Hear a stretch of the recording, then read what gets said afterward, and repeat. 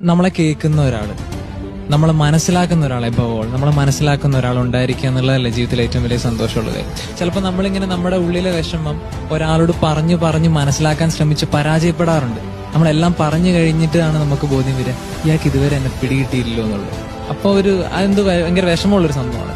പക്ഷെ നമ്മൾ വെറുതെ ഈശോയുടെ മുന്നിൽ ചെന്നിരിക്കുമ്പം നമ്മുടെ മനസ്സിലേക്ക് ഒരു ബോധ്യം കിട്ടുകയാണ്, ഈ മനുഷ്യന് മനസ്സിലാവുന്നുണ്ട്, നമ്മുടെ കണ്ണുകൾ അറിയാത്ത നിറഞ്ഞ കവിയാണ്, നമ്മളൊന്നും പറയുന്നില്ല, അവിടെ വാക്കുകളില്ല, ഒന്നും പറയേണ്ട കാര്യമില്ല, പക്ഷെ നമുക്ക് മനസ്സിലാവുകയാണ് ഇയാൾക്ക് എന്നെ പിടികിട്ടുന്നത്.